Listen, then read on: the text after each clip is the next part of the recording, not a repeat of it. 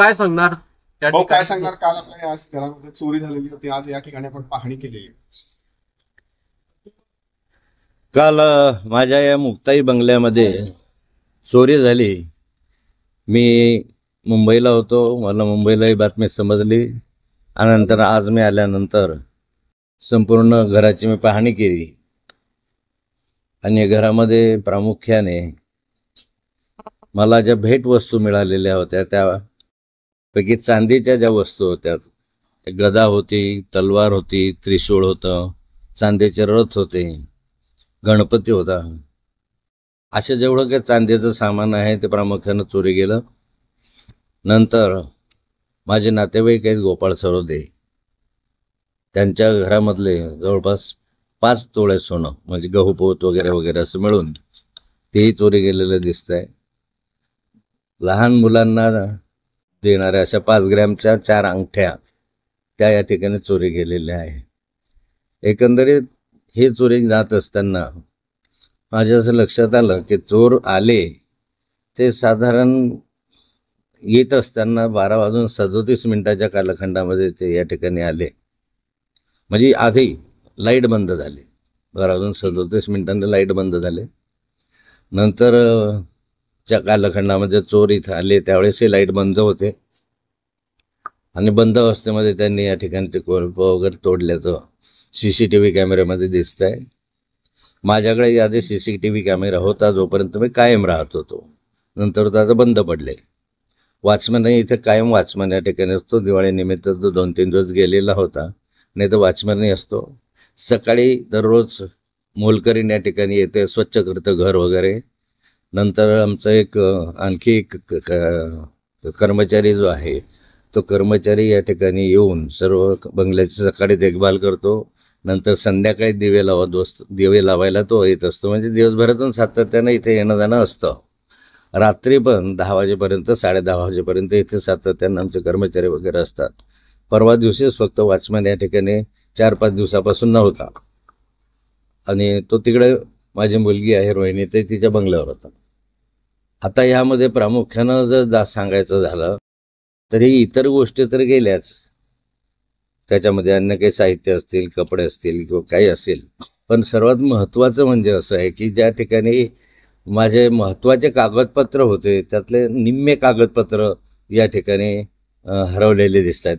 म्हणजे खाली जे कमी महत्त्वाचे कागदपत्र होते ते खालच्या मजल्यावर मी ठेवलेले होते आणि जे अत्यंत महत्त्वाचे कागदपत्र होते ते माझ्या बेडरूममध्ये मी ठेवलेले होते. बेडरूमचे सारे कागदपत्र गहाळ झालेले दिसत आहे. बेडरूममधल्या ज्या माझ्या ज्या शिडी होत्या त्या शिडीपैकी एकही शिडी त्यांनी इथं ठेवलेली नाही आहे. या सगळ्या शिडी इथून त्यांनी घेऊन गेलेल्या आहे आणि काही शिडी ज्या आहेत उरलेल्या तरी 12:37 सुरू होत. हा पथदिवा रात्री 12:42 बंद दिसतोय.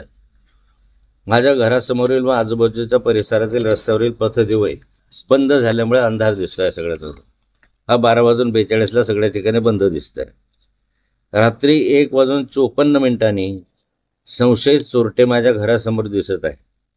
रात्री 3 वाजेला चोरटे बॅगा घेऊन आणलेल्या दुचाकीवरून वाट पाहताना दिसत आहे. ते थांबलेले दिसत आहे 3 वाजेला.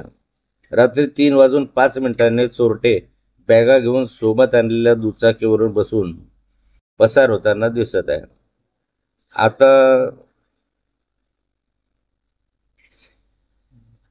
आतापर्यंत चोर चोरी करताना CCTV कॅमेरे फोडणे किंवा त्याची दिशा बदलवणे हे ऐकले होते, पण माझ्या घरी चोरी झाली त्यावेळेस बरोबर 1 तास आधी रस्त्यावरील लाईट बंद झाली.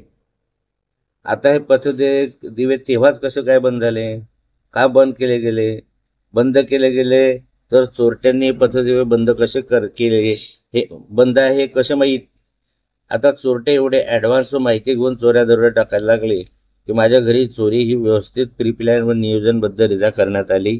यापूर्वी माझ्या घराची रेकी झाली का? रेकी करून नियोजनबद्ध पूर्ण प्लॅन, चोरीचा प्लॅन होता का? चोरी दाखवायला चोरट्यांनी सोने व रक्कम चोरी केली की माझ्याकडे असलेले अनेक प्रकरणांचे व भ्रष्टाचार बाहेर काढणारे पुरावे होते त्यांच्या झेरॉक्स प्रती होत्या, त्या कोणाच्या भविष्यात अडचणीच्या आणणाऱ्या होत्या, ते चोरून येण्याचा उद्देश होता का?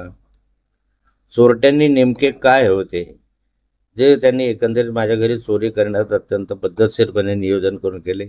या ठिकाणी सीडी त्यांनी निम्मेच सीडी चोरी केल्या, निम्मे तशाच राहू दिले. बाकीचे कागदपत्र जे आहे ते निम्मेच चोरी केले, बाकीचे कागदपत्र तिथे दिसत आहे. महत्वाचे कागदपत्र बाकी चोरी केलेले दिसत आहे.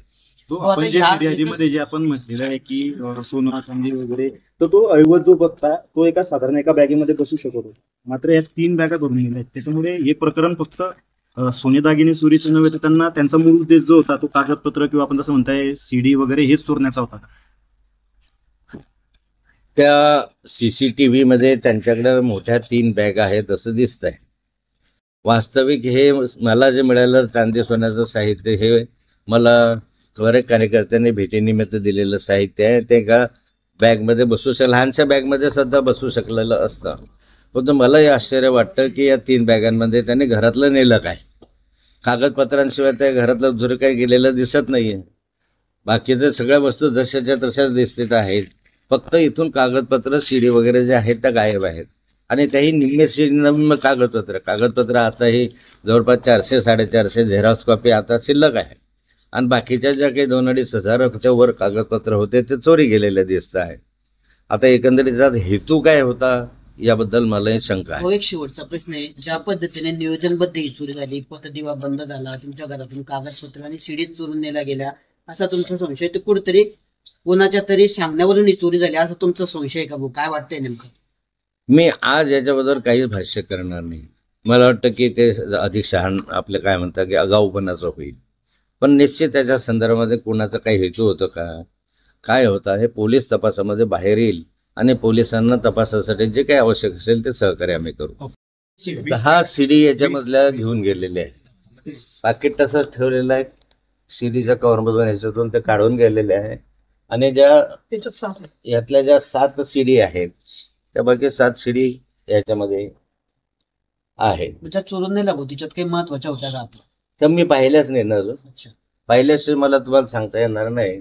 पण ह्या ज्या आहे सीडी तर ह्या आहे माझ्याकडे, हे मी तपासून घेतो, पोलिसांनाही दाखवतो. हो, आपण आता मगाशी म्हटलं की सीडी असेल किंवा मोबाईल असेल काही खासगी आहेत आणि मी तुम्हाला दाखवू शकतो, तर ते खासगी जे व्हिडिओ फोटो जे काही असेल ते कुठल्या राजकीय व्यक्तीचे, बिल्डरचे, कुणाचे काय आहे तपासाचा भाग आहे. आता मी कुणाचंही नाव घेऊ इच्छित नाही किंवा कुणावरही आक्षेप किंवा आरोप किंवा वंगुले निर्देश सुद्धा मी करणार नाही. पोलीस चौकशी करतील. एकंदरीत मला एवढंच म्हणायचं आहे की चोरी करायची आहे तर चोरीच्या हेतून आला असता तर चोरी केली असती.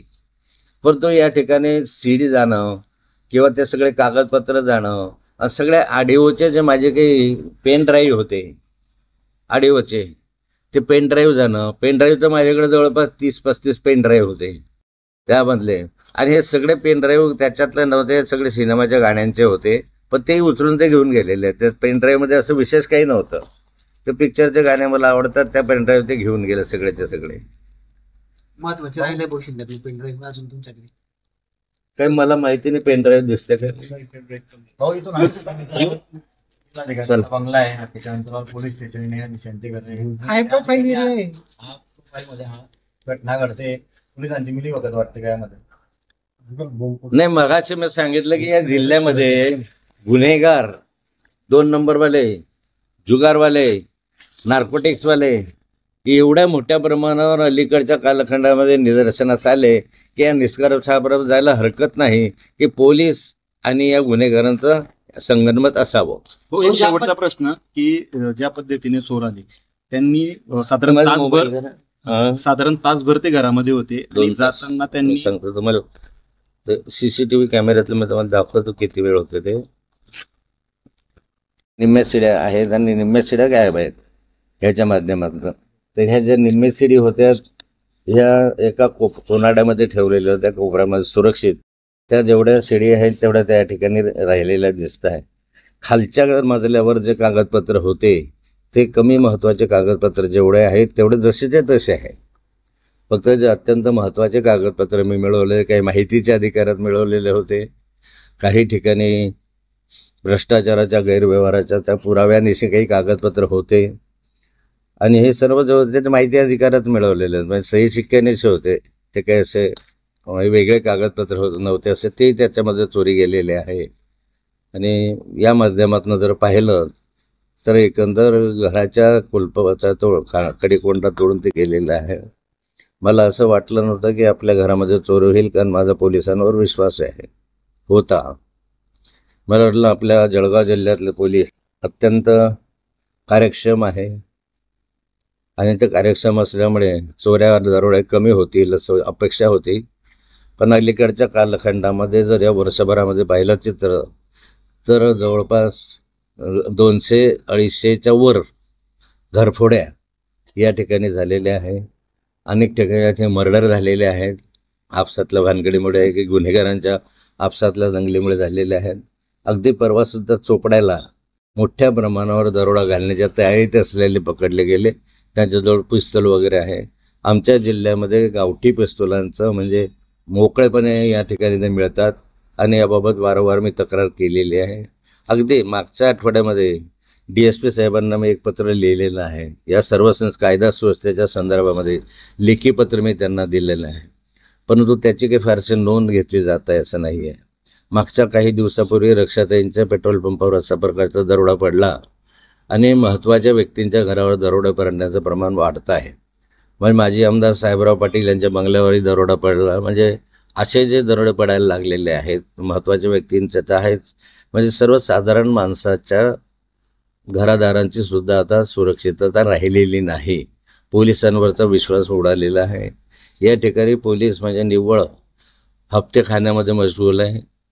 सर्व दूर पाहिलं या जिल्ह्यामध्ये तर 2 नंबरचे धंदे मोठ्या प्रमाणावर वाढलेले आहे आणि मी लेखी देत आलेलं आहे. म्हणजे असं मी तुम्हाला सांगतो अशातलं नाही. मी प्रत्येक वेळी या संदर्भामध्ये पुराव्यानिशी लेखी LCBला आणि आमच्या DSPला मी कळवून गेलेलं आहे, परंतु त्याच्यावर नियंत्रण अजिबात घातलं जात नाही. उलट हप्ते वाढवून घेतले जातात असा माझा अनुभव आहे.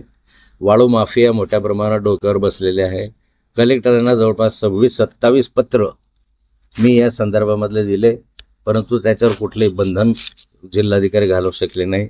चोऱ्या दरोड्यांच्या संदर्भामध्ये जवळजवळ 15-16 पत्र मागच्या वर्षभरामध्ये SP साहेबांना मी दिलेले आहे की इकडे इकडे असं चालतं आहे, तिकडे चालतं आहे, परंतु कारवाई शून्य आहे. त्याच्यामध्ये एकंदरीत पोलीस आणि गुन्हेगारांचं एकत्रित संगनमत दिसतं असं चित्र आहे. मला अपेक्षा आहे या संदर्भामध्ये की वरिष्ठ पातळीवर याची नोंद घेतली जाईल आणि गुन्हेगारांचा लवकरात लवकर तपास करून या ठिकाणी पोलिसांचा वचक राहील अशा स्वरूपाचं कार्य पोलिसांच्या हातून व्हावं. मला अजून मी निष्कर्षाप्रत आलो नाही, पण जे कागदपत्र तुम्हाला दाखवले मी तर आत्ताच आलो घरामध्ये. मी पाहिलं तुम्हाला CDचे हे दाखवलं, कव्हर सगळे दाखवले, उरलेल्या CD पण आता माझ्याकडे आहे, उरलेल्या CD पण आहे त्याही तुम्हाला दाखवल्या. आणि यामध्ये एक लक्षात येतं की टार्गेट कागदपत्रांवर का करण्यात आलं. म्हणजे चोरायचं असेल तर चांदी सोनं वगैरे जे काही चोरायचं आहे, पण महत्त्वाचे कागदपत्रच का चोरी गेले. आणि त्याच्यातल्या काही कागदपत्र बाकी त्यांना म्हणजे कुणाला तरी माहिती आहे की त्याच्यामध्ये जे अति महत्त्वाचे कागदपत्र आहे ते बेडरूममध्ये आहे आणि जे कमी महत्त्वाचे कागदपत्र आहे त्या खालच्या बेडरूममध्ये आहे. आणि ते कुलपात होतं, सगळे कुलपं तोडूनच घेऊन गेले.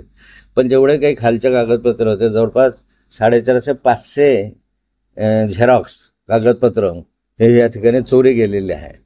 आणि हे सारेच्या सारे कागदपत्र मी माहितीच्या अधिकारातच मिळवलेलं आहे. काही टेंडरचे आहे, काही याच्या संदर्भातले आहे आणि ह्याच्यामध्ये कोट्यावधी रुपयाचा गैरव्यवहार झाला असं मला वाटत होतं. म्हणून त्याचा अभ्यास करण्यासाठी मी आपल्या एका 2-3 इंजिनियर मित्रांना पण ते दिलेलं आहे.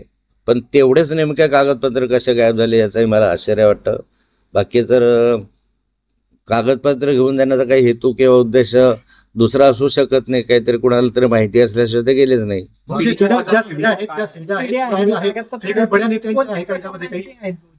सीड्या आणि ते कागदपत्र होते ते काही नेत्या संदर्भातल्या भ्रष्टाचाराचे काही प्रकरण.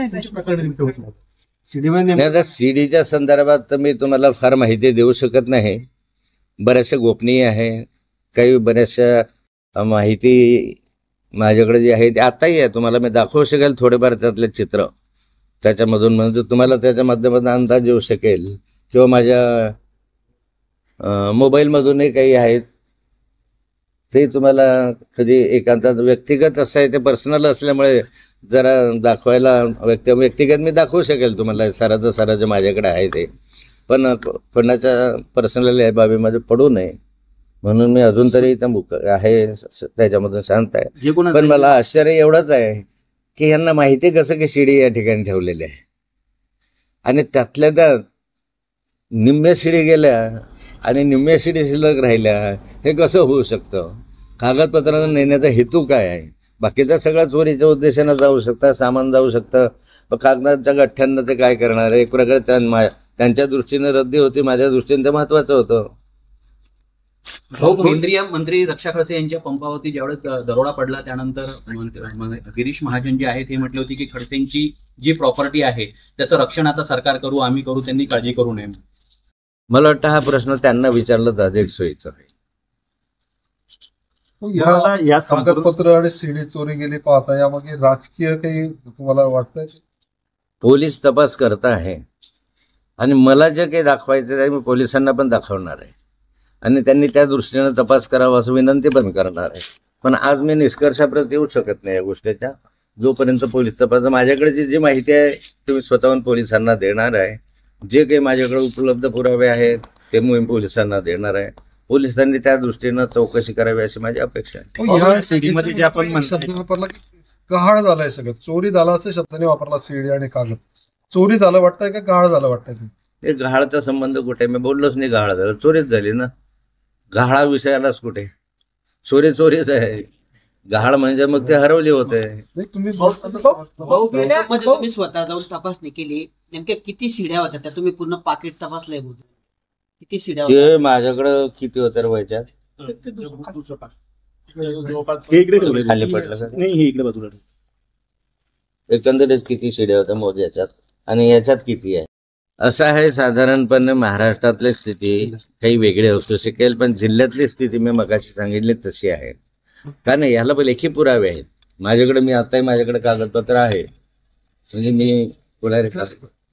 मी वारंवार पोलिसांना याच्या संदर्भामध्ये हे माझे कागदपत्र आहेत आणि मी पोलिसांना लेखी दिलेलं आहे. वर्षभरात त्यांचा 15-16 पत्र मी पोलिसांना दिलेलं आहे, जिल्हाधिकाऱ्यांना दिलेलं आहे. त्याच्यामध्ये कुठलीही सुधारणा होत नाही म्हणून मी या निष्कर्षाप्रत आलो की या जिल्ह्यामधल्या कायदा सुव्यवस्थेला पोलिसच मदत करता की काय असं चित्र आहे. जिल्ह्यात अनेक गुन्हे अजूनपर्यंत उलगडलेले नाहीयेत. साहेब पाटलांच्या घरची चोरी अजूनपर्यंत उघड झालेली नाहीये. आपल्या गुन्ह्याचा तपास निष्पक्ष होईल असं आपल्याला वाटतं का? नाही, साधारणतः असं वाटतं की पोलीस याचा तपास करतील, निष्पक्षपणे करतील. कारण आमदार, खासदार, मंत्री यांच्या घरी ज्यावेळेस चोऱ्या होतात तर पोलिसांना असं वाटते की हा जरा प्रतिष्ठेचा विषय आहे. सर्वसामान्य माणसाच्या घरी चोरी झालं तो वेगळा आणि एखाद्या आमदार VIP कडे चोरी झालं ते वेगळं असं पोलिसांना वाटतं. आणि यामध्ये माझं असं म्हणणं आहे की कुणाकडेही चोरी झाली तरी ते गंभीरच आहे. त्यामुळे पोलिसांनी त्याच दृष्टिकोनातून लक्ष द्यायला पाहिजे जे की VIP कडे देतात.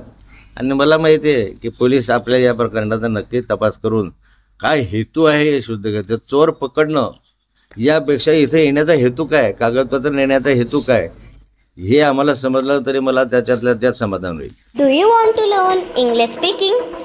Do you find English subject difficult in school? Then join AK English speaking classes today. Special English speaking classes are available for students from 8 years to 18 years in simple and easy method. You will learn to speak, read and write English with confidence. Address: Khadka Road, Millat Nagar, aside of MSCIT class. Contact number 9764589959. I repeat again, 9764589959. So why wait? Take admission today in AK English speaking classes and start speaking English with confidence.